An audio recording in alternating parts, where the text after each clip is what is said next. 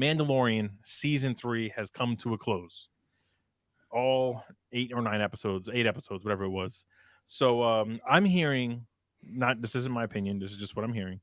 I'm hearing a lot of different opinions. Some people love the season, some people hate the season. I'm kind of right in the middle, but I want to throw it to Scythe. You let me know. You start off. What did you feel about this season? I didn't hate it, but it was the weakest season that they've put out since the show started. It took way too long to build up to actually seeing Maf Gideon. That should happened way earlier, way sooner, in my opinion. The whole build up to those final 3 episodes, mainly the final 2, but I'm gonna throw the third one in there as well. That's where the show finally picked up steam for me. And I was like, oh, it's kind of a little too late because the show's already over. So I don't know, man. I did enjoy what I was watching. I was having a good time with the show, but it definitely felt weaker. It felt like they kind of lost their direction. And I don't know. There's something just didn't sit right. Like the whole episode about the doctor. It felt like at this point there was no reason to even waste our time with that whole storyline. So I don't know. It was just it seemed like phase 4 of the MCU. It was just a jumbled mess of random things going on. So if you have to give it a rating out of 10, what do you give it? 7.6. 7.6. All right, Zuplex. Now the ball's in your court. What do you think of the season? Yeah, I disagree with Fred. I think I mean, there was some stuff that felt like it was shoehorned in, like episode 3 particularly, where they do the whole backstory with the cloning and the New Republic and all that stuff. It felt very like, all right, what are we doing here? But besides that episode, I think it was paced very well.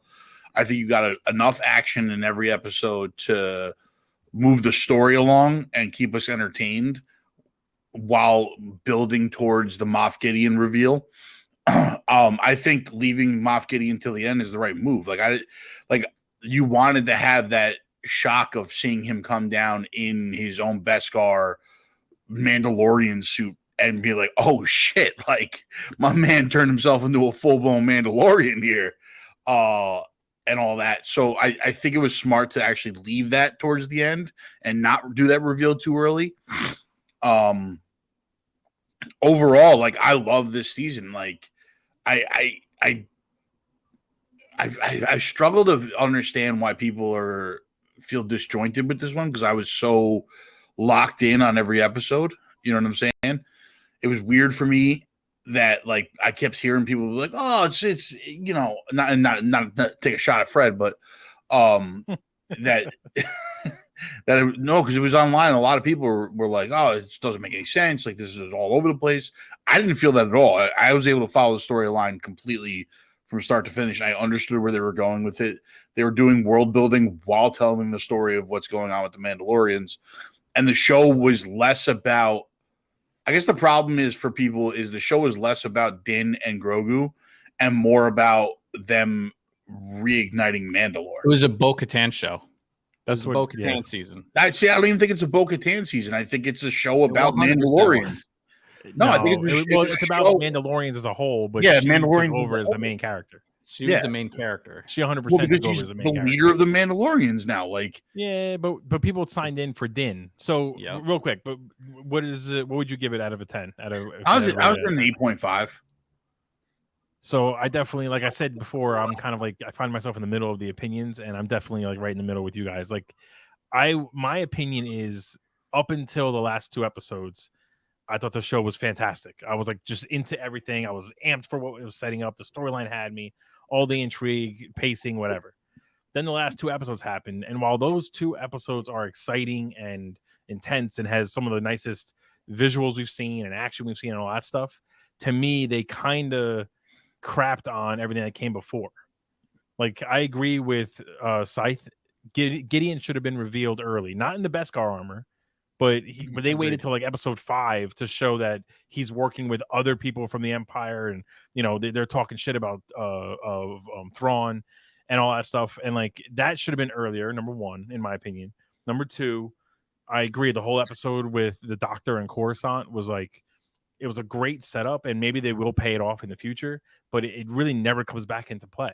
Other than I guess that that definitely felt hid the fact like that it shooned just in. seemed like a wasted episode. Yeah, it was definitely shoehorned in. I think what they were going for was that I don't remember the girl's name that was working for Gideon, but she basically was protecting the secrets of the cloning by killing him, because I'm assuming she killed him. We didn't see what happened with that guy, and she was working for Gideon, but they didn't really explain that. And I'm not saying they had to verbally explain it, but just show us the Doctor is dead. Show him that he's lost his mind. Just give us something to tie it in at the end. You know what I mean? I felt also very disappointed. Not every show needs a cameo, right? Not every show needs like a major moment and all that stuff.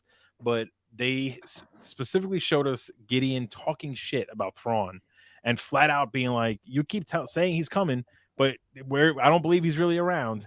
And they set everything up just to have Thrawn show up. And I'm not saying we need to see his face, a silhouette, his ship, anything, maybe a hologram, something to kind of be like, yo, the dude came here because you're talking shit about him, and he is coming. Yeah, almost like a Thanos moment where he shows up and it's like I'm real and the threat's here. But they didn't give us that, and I kind of felt like it was a missed opportunity. I also don't like that Din went from the clear lead of the show to a secondary character. It's like weird to me that it ended on a scene of him kind of chilling on his new home with Grogu, or Din Grogu, and then, but I'm like, but you weren't even really a major part of the last two episodes, so like, I don't even care. I would rather have been with Bo-Katan at that point, which is, I guess, a credit to the writing, because they really did make the show about Mandalorians as a whole. But like I said before, I tune in for Din and Grogu, so like, I'm kind of in the middle. I give it both. Like, the visuals are stellar. The show still looks the best of any Disney Plus show, in my opinion. They did shit in the show we've never seen in Star Wars. The scene in the finale, where I wish I could get a picture of it, where they're all the Mandalorians are flying in and Bo-Katan pulls out the Darksaber to lead the charge. I'm getting goosebumps now. It was just such a phenomenal scene. Moff Gideon's fucking Mando armor. Can we talk about one of the best costume designs like in Star Wars? Fucking that amazing. Shit was amazing. Unbelievably fire, and I can't wait to see at Comic-Con somebody dressed like that. Honestly, it finally made Moff Gideon scary to me. Because this whole time, this whole time I've been like, why are they afraid of this fucking dork? Like, I don't understand. Pull up an image of him. Like, and I know Giancarlo Esposito always plays a good villain and everything like that, but like, all I kept saying to myself was like, dude, this guy in a one-on-one fight with Mando would tear him the fuck apart. Why is anybody afraid of this fucking dude? Well, you know what's funny is it almost felt like they were relying on the fact that it was Giancarlo Esposito playing him, versus like making him an actual intimidating bad guy. Yeah, and then when you finally see that armor, you're like, oh, it's amazing. That's why. It's absolutely amazing, that armor. Like, hold on, I'm gonna pull it up right now. I thought it actually made him a much better villain. That's why I like waiting for the reveal of him till later on in the season. I feel like if they had brought him back too early, it would have diminished that whole part of him showing up with the Mandalorian armor. I don't know. I don't know. See, like, yeah, I agree with Chris. Like, if they showed him as him and not in the Mando suit early on, then that would have played out better. Right. Which they did. I mean, the first time you see him, he's in his regular, he was a hologram. You see him talking to the other guys. No, he's talking to the hologram. Yeah, everyone else was hologram. Yeah. But like, he's in regular Emperor. Yeah, but actually, the first time you see him is the Doctor episode, I think, when the lady goes to the back alley and he's the hologram. You don't really see him; you hear his voice, but she's talking to a hologram, so you kind of know who it is. Right. But like, I don't know. I don't think it would have taken it away. But now, just speaking of Moff Gideon, I mean, I agree. I think that they were almost relying on the fact that everyone's intimidated by Giancarlo Esposito, and they didn't really do much to make him seem threatening. Once he comes out in the armor, then you're like, all right, now you can't fuck with him, But having said that, what do you think about the Darksaber being destroyed this episode? In the finale, I should say. Yeah, I mean, it was kind of pointless. I didn't like it because that Darksaber could lead to so much, so many storylines down the road for wherever they're going with all of this stuff. If they wanted to spin the show off into a Bo-Katan show, they could. You know what I mean? Right. And now that's kind of gone. But it just seems so like weird to me that they harped on the Darksaber. Yeah, and that's I what know was Dave gonna say. Filoni, he created it right back in I guess it was Clone Wars, and like was it Rebels? No, I think he first created it in Clone Wars. No, I could be wrong. Maybe it was Rebels. I can't remember. Rebels. Yeah. I can't remember either. There's so much lore. But like the point I'm trying to make is that from the moment it appeared, it was like that's the fabled Darksaber. The Mandalorian that has it runs the show, and you have to win it in combat, and it's switched hands, and blah blah blah. Darth Maul had it, and that meant that he immediately runs the Mandalorians.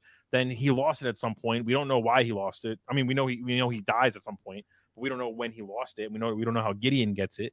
But like, I mean, we know I guess Bo-Katan gave it to Gideon, but it's just like there was so much history on that weapon specifically, so much focus on it as a symbol of hope for the Mandalorians. Now it's not around, and now all of a sudden the Mandalorians are just like, well, you don't need to have it anyway. Well, I mean, I agree. I guess the trade-off is they have Mandalore back. Yeah, I guess, but but the whole point of the Darksaber was you lead Mandalore with it, right? Like the leader of the Mandalorians. Like to me, it's like the only way it would make sense is if the next time we come back to the Mandalorians, we see that there's like dissension and there's no like real leadership because people are like, wait, but there's no Darksaber. Like who's really in charge? And there's like almost like a fight for who's in charge of the group. It's my understanding, and I agree with you. Like them harping on the Darksaber to just destroy it kind of didn't make sense. But as you know, lightsabers can get repaired at some point, so maybe that'll happen. And if being a nerd, visually, in my opinion, it was one of the coolest weapons that has been created since the original lightsaber was shown on screen. So like to lose that is a little fucked up. Wasn't there another weapon that came after the Darksaber that Bo-Katan, I guess, wielded, or the leader of Mandalore wielded? Just the vibroblade, but I don't think that was ever. Maybe I don't think there was ever any like I don't know, like weight put against something else. Well, here's the other thing. Yeah, they all have vibroblades, don't they? Yeah, that's what I'm saying. I don't know. I'm not talking about the short blade. There was like something that I thought came after the Darksaber when it was destroyed. They used that instead, but I can't think of there may be, but I really don't know if I'm being honest. I don't. There's so much Star Wars lore in the history. But one thing I will say, this is another thing that really bothers me about the fact that Darksaber was like destroyed this season. Why wouldn't the Darksaber be made of Beskar? Number one, because the Mandalorians, it's a Mandalorian weapon, and they are obsessed with Beskar. And then number two, this weapon is supposed to be such a badass, like powerful weapon. And the way it was destroyed was he just, squeezed it like it was a soda can. And that's it. And to me, I was like, that's all it takes. Like, I don't think you could do that to a lightsaber. I mean, maybe I'm wrong. Maybe we're going to see that in another season. But it just seemed like such a weird way for it to be destroyed. If he like maybe tossed it up and hit it with the lightsaber or shot it with a bazooka or some shit, maybe fine. But he just took it and then just was like, nah, I'm done with this drink. And tossed it to the side. I don't know. That was a very anticlimactic. It was a weird way. It was a weird way to destroy it. I think it was to show like how strong his armor was. But as far as being made of Beskar, I don't know. I mean, because like the origin of the Darksaber is it's from so long ago. Maybe it was before they discovered Beskar. Maybe, but I don't know. It just leaves a lot of questions, which I guess is fine, right? I mean, we're going to have questions. Questions are good. Questions are good. Questions lead to more shows. Questions lead to more things for us to look forward to. I just feel like they could have done. I don't know. I just don't feel like they stuck the landing as well as I wanted them to. You know what I mean? I disagree. Yeah. The last episode of this show was so good. Like the last episode of the show was very, very good. I agree, but it was still the third episode or the third finale if you're going to rank it in order between the seasons. I agree. I don't know. I liked it better than season 2's finale with Luke Skywalker. Everyone loved Luke Skywalker. Well, that was season 1, wasn't it? No, season 1 was where the robot dies. No, season 2 was Luke Skywalker. Season 1 was when Oh Robot yeah. dies. You know what I'm getting thinking out of? I'm the sorry. I'm cantina. thinking of fucking Boba Fett because it was Oh, no, Mando yeah, 2.5. That's what I'm thinking of. Yeah, you're right. I guess the ending of this was not as good as Luke coming back, but I mean, it's not even about Luke coming back. This just didn't feel like the ending of a Mandalorian. There was no Din shock Djarin factor. show. There wasn't no like. It was just an awesome battle, and I appreciated the battle. Yeah, but sometimes you need an awesome battle. You know what I mean? No, but it felt like a mid-season have shock factor all the time, bro. Like I didn't feel anything that was like, bro, I can't wait for next season. Like I didn't get that feeling. I agree. After this, honestly, to me, it almost feels like it ended the show completely. Like what's left? You know, him and Grogu sipping Mai Tais at their beach house. Because now it's telling me, now they're telling me that they're giving me the show that I wanted to see all along, which is him and Grogu bombing around, fucking training Grogu to be a Mandalorian.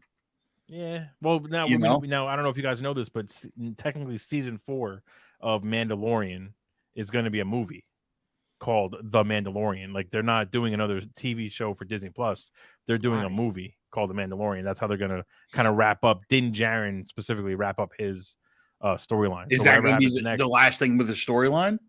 That's going to be the last thing with him and Grogu specifically. Well, I'm sorry, with him specifically. Who knows? Maybe Grogu they'll move on to. See, because my thing is, and this was I saw something on the internet too, where they're basically saying that for them to really like move this storyline at all, they're going to have to do a time jump at some point, but like an excessive time jump. Well, I guess we'll find out more specifically once Ahsoka comes out. Yeah, because that's clearly the next big thing that we're going to get. Meaning, like for the overall arcing story on Disney Plus for Star Wars, that's the next thing that's going to really kind of move the needle in a specific direction, giving us the Rebels live action reunion. So, well, the issue that we run into with the Mandalorian is the species and age of Grogu, right? Because it's time that they start moving him away from being like a toddler, but he ages so slowly that for you to do that, so annoying. I know, but it's what do you do, right? The season should have ended when they were making him the apprentice, right? Why couldn't he have said this is the way? He's heard it from day one, right? that specific saying he's heard from day one. Or he could have said the way this is. Yeah, exactly. He could have Yodified it. You know what I mean? Like it would have been a perfect ending to that, and I would have felt pleased. Yeah, the fact that he just I agree. I'm smiling right now just thinking about it. Yeah, that would have been awesome. He just baby noised it the whole time. I was like, this is they lost their way. No, you're right though. They wrote themselves into a corner there because you age him to a point where he's like an adult. Then Din Djarin is long gone. Even if they age him to the point of a teenager, you're talking about like 200 years. I mean, he's already in his 50s. We couldn't get one word. Like, come on, man. No, they wrote themselves into a corner with the whole Grogu thing, and we kind of tacked on that a little bit in the first season because we had talked about like the age of him, how slowly he ages. How are they going to be able to keep that going? Because the baby shtick, I agree with you guys. Like it's gotten old. It's super old. Yeah, like it was nice to see him moving around more, like jumping around a little bit in this season, which I appreciated them doing. And like you see him getting stronger with the Force. You saw in like the training there's scene. An argument that it's too slow. That he's just kind of way too slowly advancing. Yeah, but they can't go too much. They got to balance it out. Yeah, because they've written themselves into a corner with it because there's no way for it to be at this point.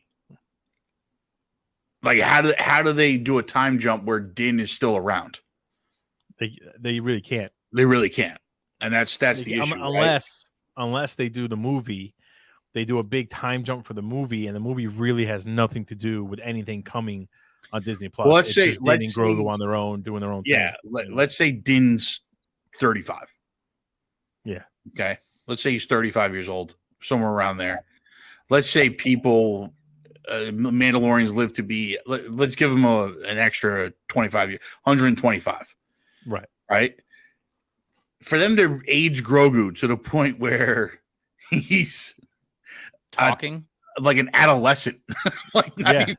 not even a teenager. Din then is 80. Are we going to see an 80-year-old Mandalorian? No, it's not even that. Beskar's He's walking 50 now. He's 50 now. So for them, it's like every 5 years is like a month in their lives. Right. So it's like they have to go forward 100 years for him to be like an adolescent. Right, so let's say we see a 200-year-old Din Djarin. Is he gonna have like an old walker that's made out of Beskar with tennis balls on the bottom and just kind of like, you know? That's what I'm saying. It just Din Djarin. He's going to be long gone dead, and it's just going to be Grogu sitting in it going, yes. No, honestly, it'll He's be just swole. sitting in his armor. Grogu will be swole like Groot is now and just be walking around just jacked out of his mind. What I think is when they start this next trilogy of movies, right? Mm-hmm. I think it'll be far enough in the future where we get to see Big Grogu in a full Mandalorian suit. That would be sick. They would do themselves a disservice if they didn't incorporate an older Grogu at some point in these future movies. Yeah, I agree. Yeah. It'd be sick. Can you imagine seeing a full-grown Grogu like bounty hunting? Not like Jedi. I don't want to see like Yoda, like he's in a little robe, like full-blown Mando armor bounty hunter. Yeah. A bounty hunter with the Force abilities. That'd be sick. I would love that. I tell you what, but you know that, in my opinion, you know that the show didn't hit the expectations I had for it, because the best part of the show and the thing they did the most, the most well, I guess is the phrase, is show us how good Din is fighting in the Naboo starfighter. Mm-hmm. The scenes where he's like just popping in and out of clouds and just kind fighting the TIE fighters and the pirates, like those are some of the best fighting. We got some of the best dog fighter pilot, 100%. That we've got in any Star Wars thing, Star Wars thing. So good. And I will say the one thing this show has consistently done well from season 1 on, including the Boba Fett show, is show us that Din Djarin is capable. He could fight. He's a badass and all that stuff, but he's not so overpowered that he barely breaks a sweat to win these battles. Yeah, you know what I mean. He can be beaten. You know, so it keeps the intensity up for sure. But those scenes with his Naboo starfighter, like, just it was amazing. Really well done. Seeing it again in the finale where he was just kind of just basically made TIE fighters look like shit, which TIE fighters are supposed to be intimidating, like. And they did it again with the interceptors, I think they're called, right? Yes. In the final episode, watching them launch. They didn't give us the first person view this time, but we got a full launch scene of seeing them all take off. I was like, yes. I will tell you, it's moments like that. I don't know whose idea that is. John Favreau, Dave Filoni, whoever it is. Whoever is the nerd that's on, like, in the writer's room, who's like, oh, we should have a scene where we see the TIE fighter fall off of the harness and then take off, because no one's ever seen that before. Like, kudos to that guy or that person. Because those are moments that you don't even think of. And then when you see it, you're like, holy shit, like, that was awesome, you know? Yeah, the first time we got the first person view of a TIE fighter launching from a destroyer, we're like, holy shit. It was just sick, blown away. Oh, no, it was from the Death Star, right? It launched from the Death Star. And we're like, what the fuck? Like, it blew my mind. I was like, this is amazing. Yeah. I can't stress enough, though, that the best thing about the show is the visuals. And I don't just mean the CG, but like the different planets they go to, the way everything looks, all the armor, the creature designs. Arguably, this show has done more world building for us than any of the movies ever did. 100%. And the problem there is that the new movies in particular were so focused on the Skywalkers and the Palpatines. Mm-hmm. It was just the galaxy is this small according to the movies. Yeah, it's this tiny. Yeah. You know, like I love shows like this where we're seeing the reach of everything, of the Empire, of the different planets, of the bounties, of the rebellion, of the friggin' New Republic, and all that stuff. Like, that's the stuff that I'm interested in. I want to see more about that. That's one of the reasons why I like Fallen Order so much. One of the reasons why I'm so far loving Jedi Survivor. It's like, you know, I don't need the nostalgia to always be there. I want to see other characters. I haven't played it yet. You're gonna love it. It's been sitting on my desk. I just haven't cracked it open. I'm about 3 hours in. It's freaking amazing already. Yeah, my coworker is saying it's out of control. He said it fixed a lot of the biggest issue, like all the big issues he's had with In the my opinion, game yeah, in the it's previous improved game. everything. Yeah. Yeah. Is it not ahead, just the go ahead. same thing over and over and over again? No, first, just to talk about Jedi Survivor for a minute. The first, Yeah, you might as well. positive, We're here, so just talk Yeah. about it. the first positive to Jedi Survivor is that they didn't do the standard RPG thing where you start the game and like your character gets hit on the head and suddenly can't do any of the moves that you took hours Yeah, to you don't have to accomplish. relearn the Force. You legit Oh, that's start nice. off with every single power that you had at the end of the first game. Cool. And then secondly, just in the animations, you could see that the main character, Cal Kestis, has clearly gotten better with lightsabers, better with the Force. He's much more sure of himself. You could just see a natural progression to the character he is. And then my third favorite thing is that there's additional Force powers you have without having to find them. In the tutorial, you're just given additional powers that he already knows, which makes sense because this whole time it's 5 years. He's clearly practicing. Yeah, he's been learning. Yeah. You know, like it's not like he stopped for 5 years and now is like, okay, let me get back on this. So like, as far as like story wise and lore wise, they've done a phenomenal job just connecting the two. Yeah, games but is it still the same platformer over and over and over again? I mean, I don't know what you mean by over and over and over again. It is. That's why I didn't like the first game, is because like it was so You monotonous. didn't like the first game? It was very monotonous for me. Like it was. I loved getting my favorite Star Wars game. Yeah. Not my favorite. I mean, Knights of the Republic is still probably my favorite, but I think it's just like I don't like. It felt like the first Assassin's Creed to me, where it was just like do the same mission over and over and over again, and that's what. Well, I mean, it's not really built by missions, like, you know what I mean. You're exploring a lot. This one, the exploration again, you're exploring a lot, but like you get to the new planet, and oh look, you have to platform the same way you platformed at the last planet to get through this thing and find all the stuff. Like it just felt like very that. I mean, it just may be that I don't like those type of games. You know what I'm saying? Like it's not. I love that kind of stuff. Like it's not like really a bad thing, but it was just it became so monotonous to me after like the third planet that I just it didn't keep me engaged enough. If that's the case, then this will probably do the same. Although I will say that without spoiling anything, there is a bigger variety of traversal options.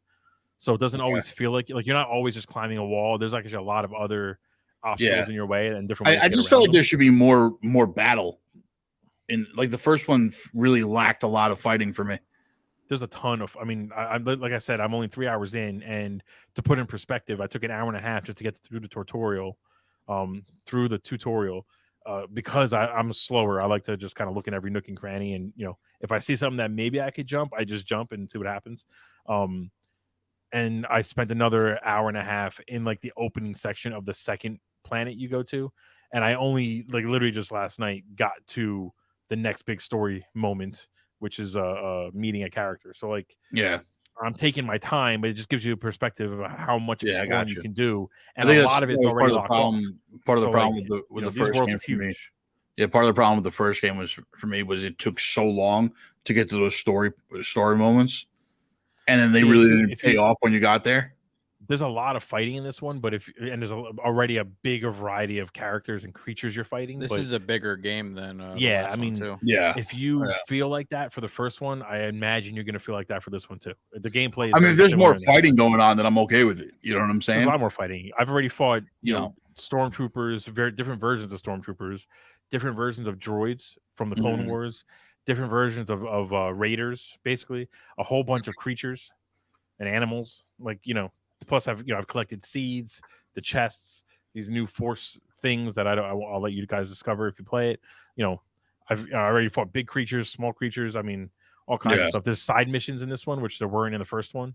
So like you literally run into characters. So that's good. That's good because like I felt that the first one was definitely lacking side missions and like NPCs to talk to and stuff like that. Because like you would just go to a planet, once you platform the whole planet, killed everybody. It was just that was it, and there's nothing else to do there, Yeah. So, I mean, I feel like by the end of this game, that'll be the feeling. Is like once you kill everybody, as long as you don't rest at a meditation point, then you'll have no more enemies. But, I've already run into a couple of characters that told me stories that I didn't even realize unlocked side missions that I can tackle at my leisure. That was definitely did a you- lack in the first game. Was that there So was no you- way side more missions or anything. customization. You never even you didn't get a chance to finish the first one because you gave up on it. No, I went back and finished it. It just Oh, okay. it didn't Yeah, 'cause really. I was just gonna say, like, the ending to the first one is one of the best ending to the endings to first any one Star is Wars story. So, But fucking it was good, such man. a slog to get to that point that I just didn't give a fuck at that point. Like honestly, like the See, ending I was don't good. get that. I don't get that The at ending all. was good. I just felt so fucking like annoyed that it took me like that the route that I had to take to get there. I guess it was just so not fun for me that by the time I got to the ending, I was just like, whatever, dude. Like, I You respect fucking you, end this game. but like, fuck you. You know what I mean? 'Cause the first one is I just agree. that good. Like, No, listen, story wise, agree. it's a great story. Like I love the storytelling in that game. It's just gameplay. It's all gameplay for me. and Like, in all that- seriousness, if you really didn't like the gameplay of the first one, then you're probably not gonna like the gameplay of this one. And Yeah. I would tell you just to watch you can get, I think MK Ice and Fire on YouTube just puts the cinematics in like one long video, and just watch that, and you'll get the same experience essentially. I personally love the exploration and like the slower kind of platforming. The God of War does it. This game does it. It's similar to the Nathan Drake, the Drake's games, where you Uncharted. get an action scene. Yeah, Uncharted, that's what it is.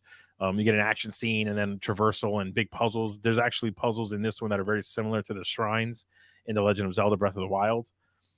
They call them like force tears, and you basically hit the force tear and you got to solve I mean, like, listen, how to get out of it. Like, it's just part of the really problem well for done. me is that like I'm okay with puzzle games like Uncharted and shit.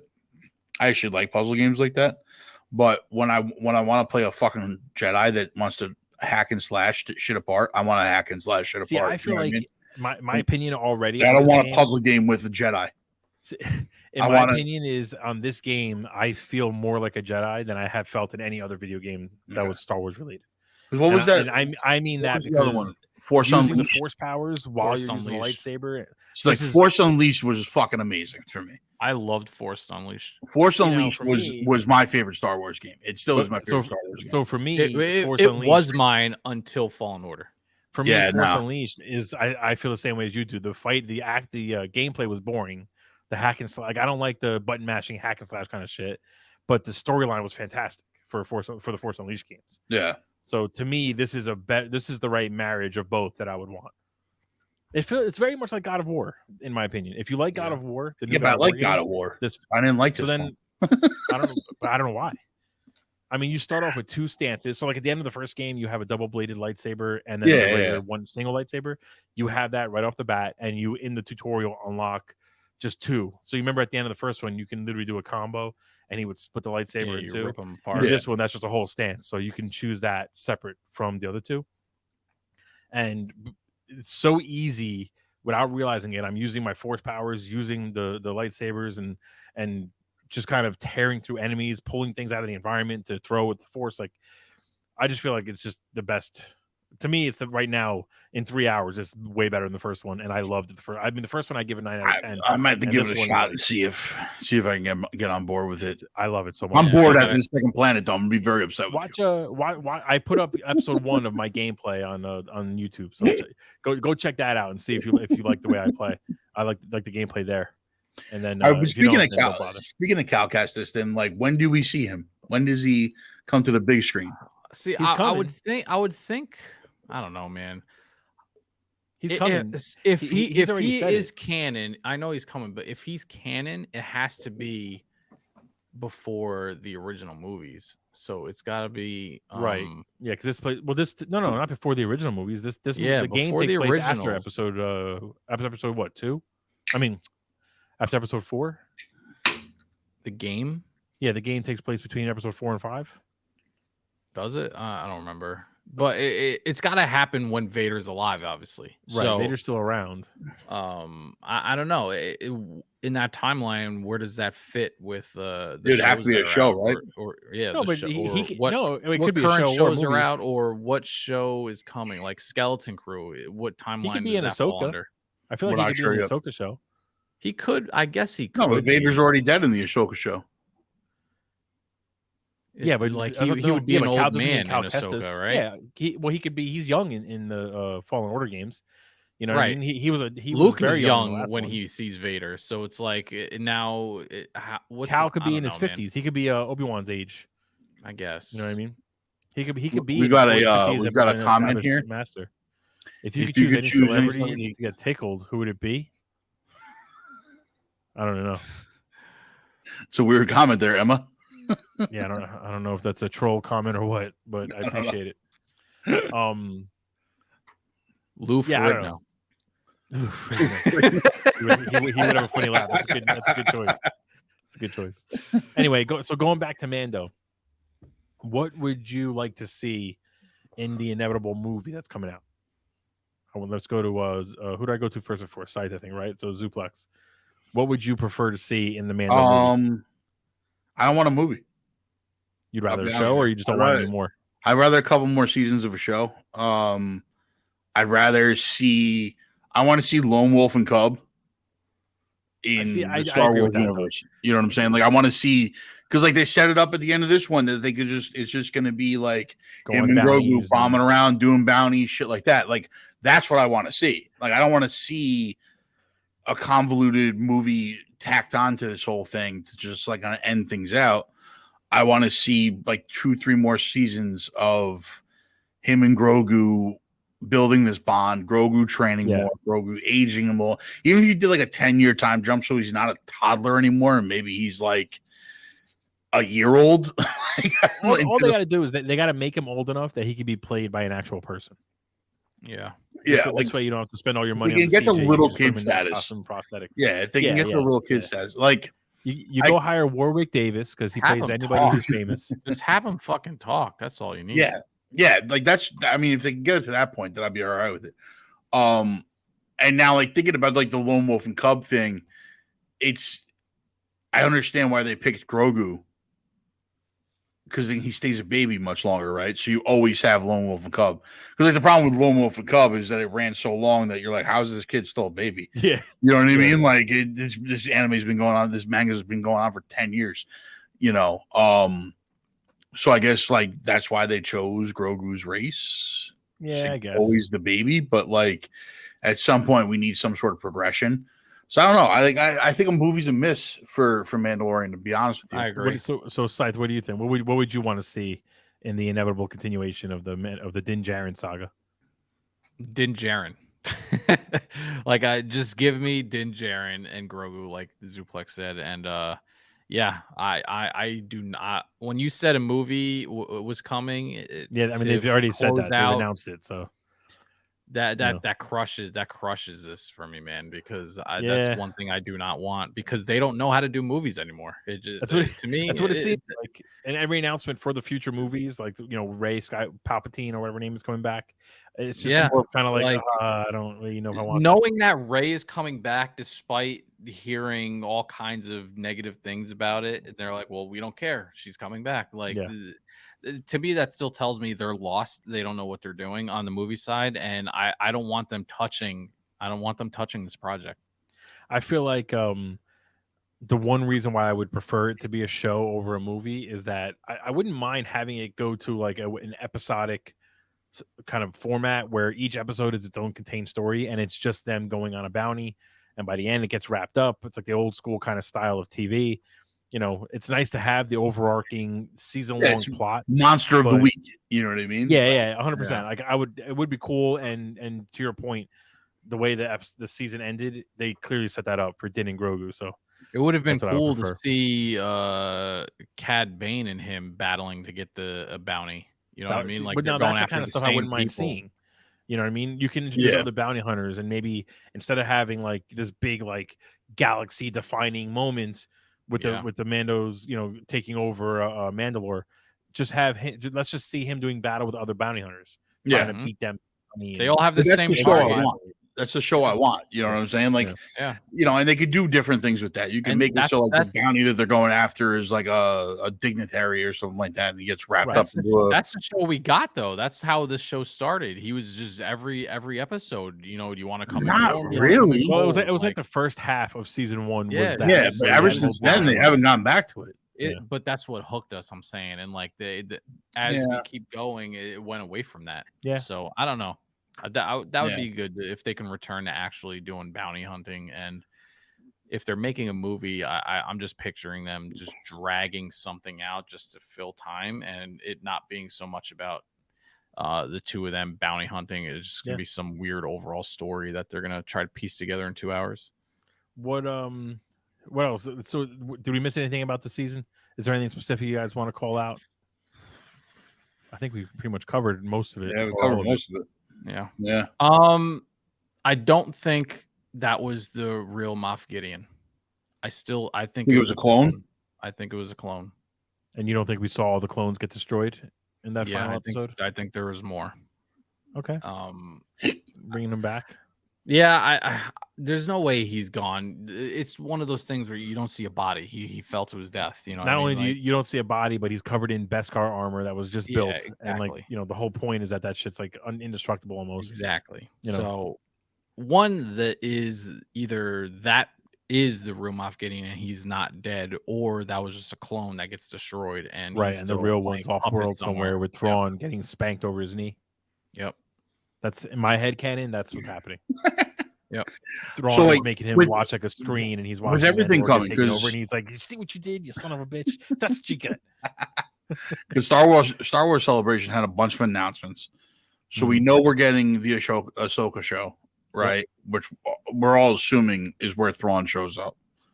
No, well, they showed him in the trailer. Yeah, they showed him in the trailer, so it's where Thrawn's showing up. We're getting Skeleton Crew, which we're still a little bit. We know it's going to have to do with pirates, and a bunch of force-wielding children led by Ethan Hawke on a boat or some shit. Yeah, and we know we're getting the Acolytes, right? Yes. And then movie-wise, what are we getting? We're getting the new trilogy. Well, there's a new trilogy, and Rey Skywalker is going to be coming back for that in some capacity. But we don't know a Mandalorian movie. We don't know she's really rebuilding the Jedi Order. That's her purpose. That's what it is, right? Yeah. But that means we're gonna get new Jedi, which I'm all down for. You got to stop hating on Rey so much, bro. It's not that I hate on Rey. It's just that they wrote her terribly. I want to get away from the Skywalkers. I just don't need to deal with Skywalkers. Look, I agree with that. I want to get away from the Skywalkers also. She's not even a real Skywalker. You're a Palpatine. Own that Palpatine. Shit. So what, man? She should have turned evil in that last movie. Yes, 100%. If she turned evil and Ben was like, "No, you can't do this, bitch," and they fought, that would have been a much more interesting way to end that movie. And I'll say it to this day, Rian Johnson had a much better movie than he was the best movie in the sequel trilogy. I'll agree with that. No, I still think the first one. The first one was the best one for me. But I mean, so basically, we have a lot of Star Wars stuff coming. Movie wise, though, it's the Mandalorian movie and the new trilogy. Is there any other movies on the for Star Wars? No, nothing announced. Not yet, anyway. I'm sure they're going to announce more. I mean, we found out that Kevin Feige's Star Wars movie never actually was a thing. It was like an off-the-cuff comment he made, and then the news just ran with it. We know that Rian Johnson still wants to write a Star Wars trilogy or a Star Wars movie at least, separate from anything he's done. But they're just not greenlighting it right now. So, he's pushing for it, but who knows? Otherwise, no. Everything else is more Disney Plus related. What I would like to see... Which I think is a good thing. I think it's a good thing also. The Disney Plus Star Wars stuff has been the best Star Wars stuff we've been getting. It's been the most consistent. Besides Boba Fett show, they've all been good. Like Andor was great. Yeah. Obi-Wan was great. Right. Mandalorian's been consistently good. Yeah. So like the Disney Plus stuff is really where they're shining with Star Wars. Even Boba Fett to an extent, like most of the show. Boba Fett had its moments. But it had its moments. Yeah. It definitely had its moments. What I would like to see them do a little bit of is ancient Star Wars history. Well, the High Republic. That's High Republic. So like the High Republic storyline in the comics. The Mandalorian Wars.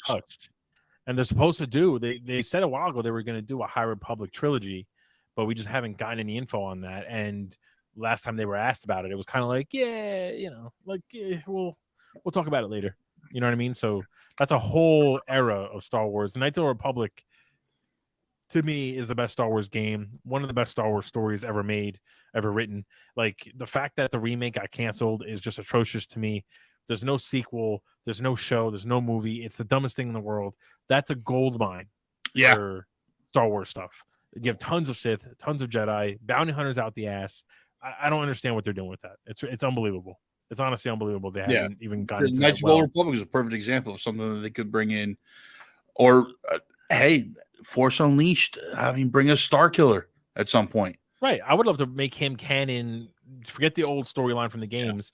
Bring him into the fold now and make him canon. Fucking good. I mean, that'd be so good. Have Hayden Christensen train him as Vader. Yeah, and my one problem is, this isn't really a problem, but in Jedi Fallen Order and even now in Jedi Survivor, I haven't finished Jedi Survivor, so I don't know what happens. But the level of force powers, nothing has gone to the craziness of Starkiller from the Force Unleashed. The things he did in those games was like a fever dream of what you want somebody to be powerful.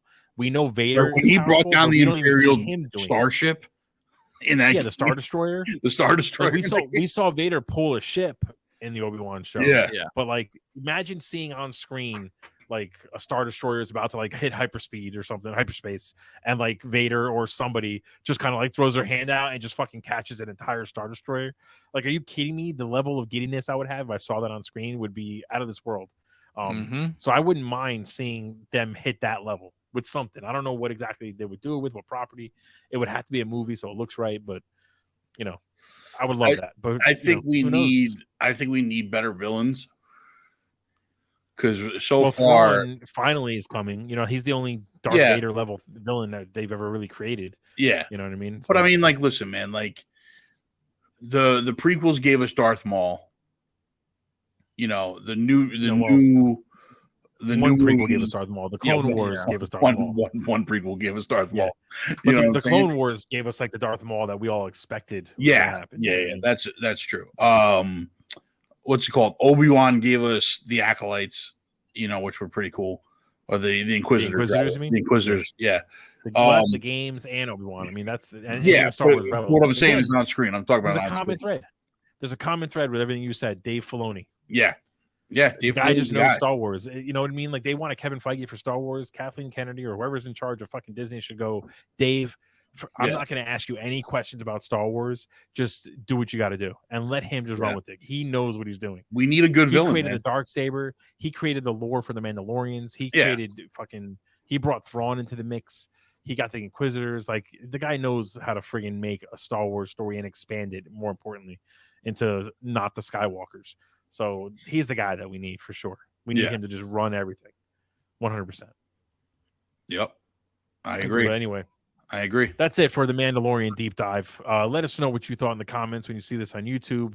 And we're going to be, let's see, we got Guardians 3 coming out this week. So we're going to be having to do a deep dive on that one next week.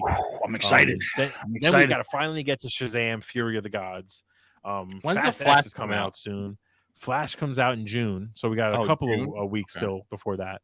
Got a lot of stuff, man. And then there's also Cocaine Bear that I want to watch at some point. I say we put Cocaine Bear on the wheel.